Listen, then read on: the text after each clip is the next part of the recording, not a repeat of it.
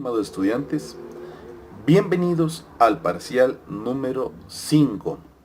El nombre de nuestro parcial, como usted pudo ver ya en la carátula publicada en la plataforma, es Siglo XIX e inicios del siglo XX, la búsqueda de una identidad latinoamericana.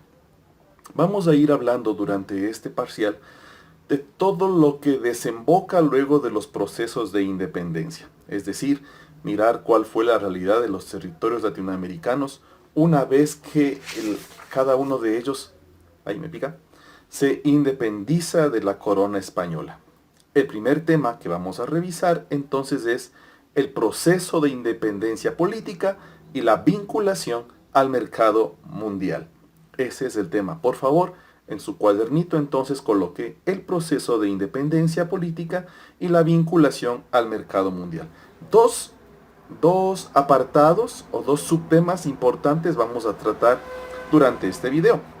El primero se llama los comienzos de la independencia. Es el primer tema o subtema que vamos a tratar dentro de estos procesos de independencia para que usted y yo los podamos tener claros. Para poder entender los comienzos de la independencia como subtema, es importante entonces contextualizar lo que sucedía en las colonias americanas y en Europa en este momento histórico.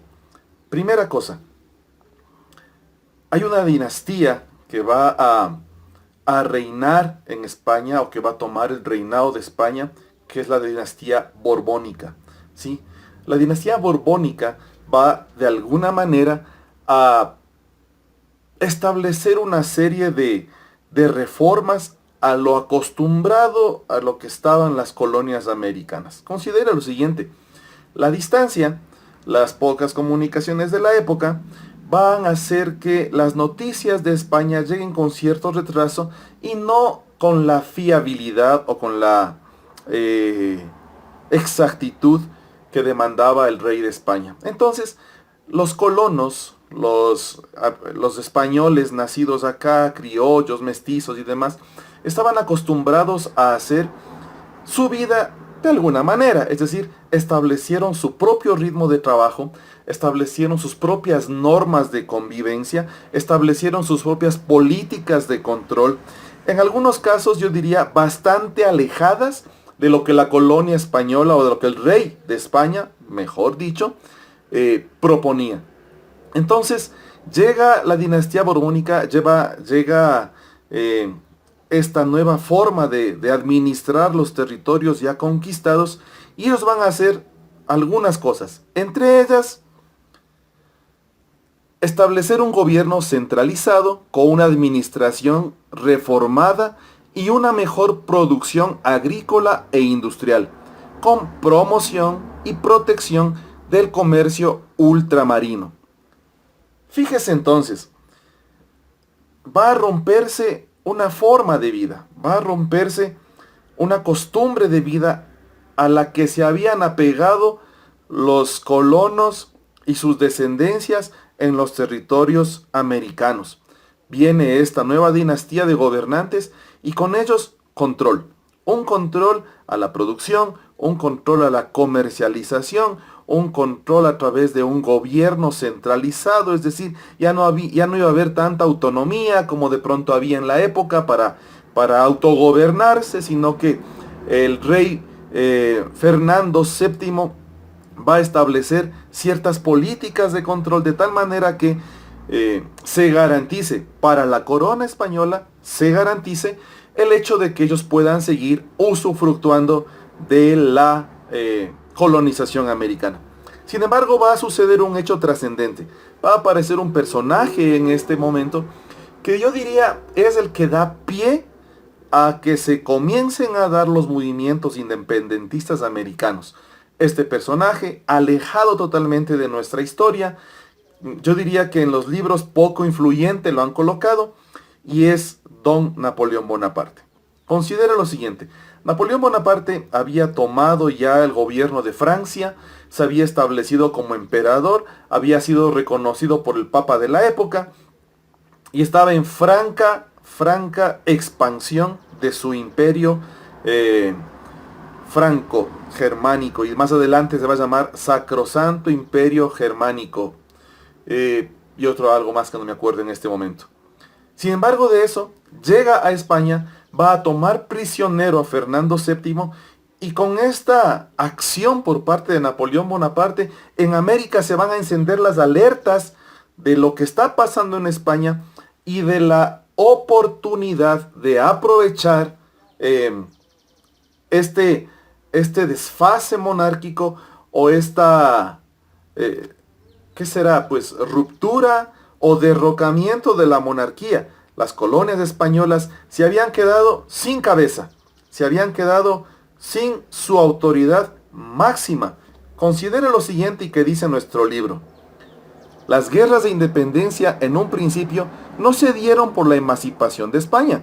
Tuvieron varias razones, entre ellas el vacío monárquico, ya que estaban acostumbrados a tener una estructura política religiosa que se componía de tres autoridades: Dios, el rey y la patria.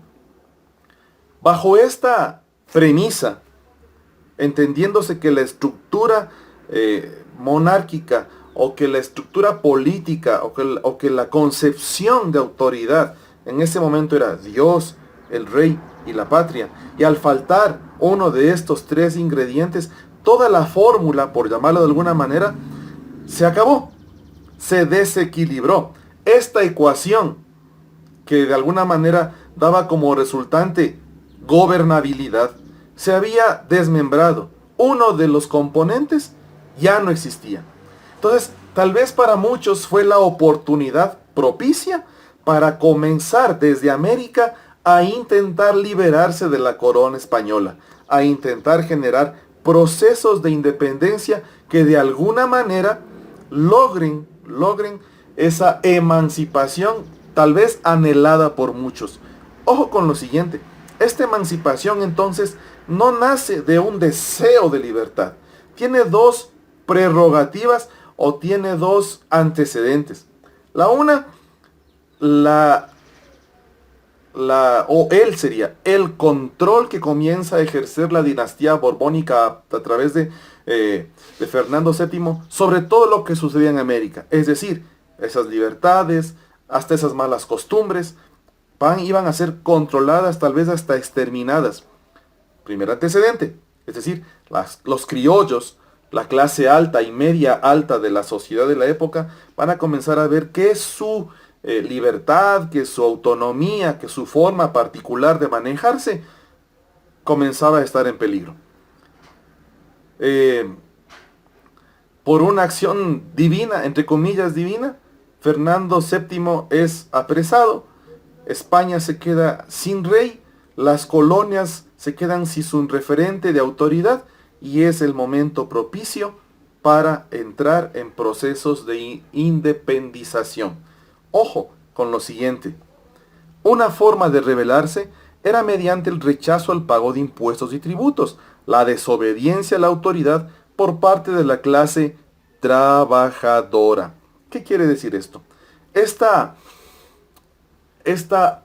apresamiento del rey, este encarcelamiento del rey, va a generar una serie de actos rebeldes, desde las clases altas, las clases medias, los que producían. Entonces, ya no hay quien controle, ya no hay quien aplique políticas, ya no hay quien haga seguimiento de todo lo que sucedía en las colonias americanas. Entonces, vamos a rebelarnos, vamos a hacerlo de alguna manera sutil. Ya no hay rey a quien pagarle tributos, ya no hay rey a quien enviarle exportaciones, ya no hay rey que nos explote. Entonces hagamos lo que nos parece. Además de estos dos ingredientes que hemos dicho en este momento, las reformas borbónicas que aplicaban mayores controles a las colonias, el apresamiento de Fernando VII y las primeras luces de independencia, bueno, yo no diría de independencia, sino de rebelión, se van a añadir otros atenuantes. Es decir, mire lo que sucede. Cuando la autoridad no está, o cuando la autoridad de alguna manera no sacia las expectativas de la población, entonces comienza a despertarse o comienzan a hacerse visibles las inconformidades. Esto sucede ahora y sucedió en esa época. Ahora, cuando el gobierno de turno, por alguna razón, no ha hecho las cosas adecuadamente, entonces comienzan a aparecer aquellos que tienen la lamparita mágica o aquellos que son iluminados y comienzan a decir, esto hay que hacer, esto no hay que hacer, yo no voy a hacer esto, yo voy a hacer esto de acá. Lo mismo sucede. Entonces, esto más como una reflexión. Yo he dicho, creo que en clase lo he dicho, la historia a uno le permite mirar qué pasó en el pasado para no equivocarse ahora y procurar no equivocarse en el futuro. Pero parece que eso nosotros no lo tenemos todavía muy claro y frecuentemente repetimos los mismos errores. Un pueblo que comienza a rebelarse, un pueblo que comienza a decir, ya no vamos a pagar impuestos, un pueblo que comienza a decir, ya no voy a pagar tributos, un pueblo que comienza a decir, esta plata que era para ellos, ahora me la quedo yo. Y adicional a esta situación, lo siguiente. Había explotación, discordancias jurídicas, problemas raciales, aislamiento de las autoridades, todo dentro de una cultura político-religiosa en donde los sacerdotes muchas veces eran los portadores de noticias de la corona. Es decir, yo no sé si por cultura, yo no sé si por costumbre, mala costumbre por cierto, cuando uno tiene a la autoridad delante y se siente inconforme, no lo dice, se queda callado, murmura por debajito. Pero si por haber razón la autoridad desaparece, la autoridad ya no está presente, entonces comienzan a decir, es que era así, es que era asado, es que era cocinado, era por aquí, era por allá, era esto otro. Y comenzamos a echarle leña al fuego, pero cuando ya no está, es lo que pasó en ese momento en las colonias americanas. El rey no estaba, era otro el emperador, tenían tal vez temor de lo que Napoleón Bonaparte podía hacer con las colonias americanas. La clase criolla ve la oportunidad de comenzar procesos de independencia, de sublevación, de rebelión. Y entre eso dicen, ¿y saben qué también hay? Hay esto, hay racismo. Las autoridades no están cerca del pueblo, hay explotación. Por último, los sacerdotes hacen de recaderos de las autoridades. Esto no puede ser. Y frente a este escenario, comienzan a darse hechos trascendentes en la vida política de las colonias. Comienzan los primeros atisbos de independencia, como usted puede ver en el siguiente cuadro. 5 de mayo de 1809, en Bolivia. 10 de agosto, en Quito, Ecuador. 19 de abril, en Caracas. 25 de mayo, en Buenos Aires. 20 de julio, en Santa Fe. 16 de septiembre, en México. 28 de julio, en Perú. Y 12 de febrero, en Santiago de Chile. Si usted puede ver, en un lapso de 9 años, se dan todas estas luchas independentistas. Cada una tuvo sus consecuencias. Acuérdese que en el Ecuador, el 10 de agosto de 1809, se da lo que se va a llamar el primer grito de independencia en América. Pero más adelante, casi un año después, el 2 de agosto de 1810, muchos de esos cabecillas de la independencia van a ser apresados y asesinados en lo que se va a llamar la matanza de los próceres, el 2 de agosto de 1810. Ahora bien, todos estos procesos de independencia dieron resultados. De alguna manera lograron expulsar a los españoles, anular la injerencia de España en América. Es decir, posiblemente Napoleón Bonaparte, que tenía ciertas expectativas en tomar esos territorios para así fortalecer su proceso de expansión imperialista en Europa, se quedó corto y dijo, pucha, estas colonias comenzaron a independizarse, qué pena, pero bueno, ya, ¿qué más se puede dar? De alguna manera eso resultó favorable en ese momento. Sin embargo, y aquí viene el segundo tema de este video, va a empezar una suerte que se va a llamar la economía después de la independencia. En este proceso de economía después de la independencia va a ver que nos pasa lo mismo que hasta el día de hoy. Porque si bien ya no teníamos el yugo español acá, que nos explotaba, que nos maltrataba, que vituperaba a la gente, la estructura no va a cambiar. Algunos historiadores dicen, lo único que se cambió fue de rey. Ya no era el rey de España, ahora eran los criollos que habían encabezado estas propuestas independentistas, los que querían ser gobierno, ¿sí? Los que querían mandar, los que querían gobernar ahora, pero de alguna manera no tenían otro modelo referente que el modelo español. Entonces, lo que va a pasar es que vamos a quitar le vamos a quitar a España la autoridad, pero la forma de gobierno va a ser exactamente la misma. Por eso se apunta en su texto, dice así: se encontró endeudada y con pocas perspectivas de construir su economía. Sin embargo, había tres elementos que se mantuvieron de la época colonial: la tenencia de la tierra por parte de los hacendados, las minas que sirvieron para continuar comercializando y el comercio que se dio principalmente con Inglaterra. Mire lo siguiente. Para que América se independice, hubo que endeudarse. Porque no es que aquí se fabricaban armas y teníamos todo a disposición. No. Tuvimos que endeudarnos. Se dice que Simón Bolívar fue a Inglaterra, pidió un préstamo y con ese préstamo armó su ejército libertario en Caracas y de alguna manera, bueno, en Venezuela, en algún lugar de Venezuela, y de alguna manera desde ahí él comienza su proceso de independencia. Pero hubo un endeudamiento previo. Ahora bien, se independizan las colonias, sale España dejando la autoridad, se arman gobiernos con los criollos que encabezaron la propuesta libertaria, pero resulta que las colonias nacen como estados, nacen como países dentro de un régimen capitalista endeudados. Súper, mega endeudados. Tres cosas, dice, se mantienen de la estructura colonial. Primero, el latifundio o una estructura económica terrateniente, que eso hubo desde la colonia. Acuérdese que se entregaban grandes cantidades de terreno. Segundo, la explotación de las minas. ¿Y quiénes trabajaban en las minas? Los indígenas o las clases pobres. Y tercero, el comercio, principalmente con Inglaterra. ¿Por qué con Inglaterra? Y esto hay que entenderlo. Porque para la época, 1812, 1815, tal vez 1820, Inglaterra estaba en plena revolución industrial. En Inglaterra se va a dar el proceso de la primera revolución industrial, donde van a aparecer las máquinas, donde va a aparecer la energía a vapor, donde va a inventarse la locomotora, donde todo eso va a suceder. Entonces, Inglaterra le compraba materia prima a todo el mundo, entre ellos al Ecuador. Ahora, ¿qué mata? ¿Qué mata aún más a las recientes naciones americanas?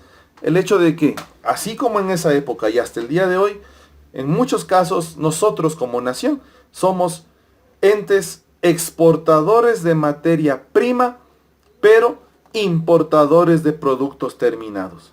¿Qué quiere decir eso?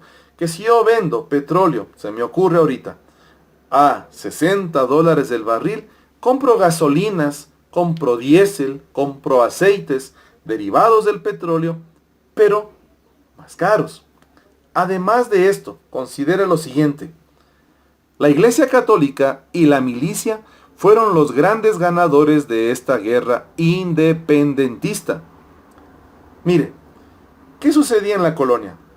Lo mismo, exactamente lo mismo. ¿Quiénes tenían la mayor cantidad de tierras en América? La Iglesia. ¿Quiénes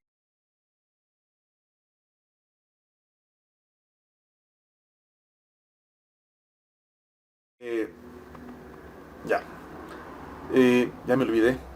Ah, la iglesia. La iglesia tenía mucho territorio y una de las clases privilegiadas de la época de la colonia era los militares.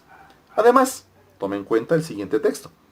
Los comerciantes tuvieron oportunidades para negociar sus productos principalmente a partir de mediados del siglo XIX. Los países se vincularon al nuevo comercio capitalista a través de la exportación de materias primas. Y lo último, y triste para las colonias, dependencia económica de la que América Latina no pudo salir completamente. Hay importante algo ahí. Muchas veces, o mejor dicho, desde que nacieron las repúblicas en América Latina, nosotros fuimos sujetos exclusivos de entregar materia prima. Nunca hubo la iniciativa de parte de los gobiernos de industrializarnos, de alguna manera de promover que los comerciantes, los artesanos, los industriales que hacían todo manualmente tuvieran acceso a la tecnología de la época para mejorar las condiciones de vida. Y eso sucede hasta el día de hoy. Muchos de nosotros, aunque el Ecuador ha avanzado grandemente en la industrialización, todavía hay sectores o hay zonas del comercio o de la industria que no han podido sino únicamente exportar materia prima e importar producto terminado. Entonces, si usted puede ver en este análisis que hemos hecho hoy, la independencia de América para muchos fue la panacea, en el ideario, pero en la realidad tal vez nos dejó peor de lo que hubiese pasado si seguíamos siendo una colonia española. No sabremos eso, nunca lo podremos saber, tal vez sí un poco imaginar, pero a ciencia cierta, conocer qué era lo que sucedía, o qué hubiera sucedido, mejor, si seguíamos siendo colonia española, es complicado, bastante complicado. Eso, chicos, con el primer tema de hoy. Entonces, hoy hemos revisado dos subtemas importantes. El primero, los comienzos de la independencia, 3 o 4 antecedentes y las consecuencias de este proceso independista, que ya queda a su juicio determinar, después de lo que hemos hablado, si fue bueno o no lo fue. Muchas gracias. Bendiciones.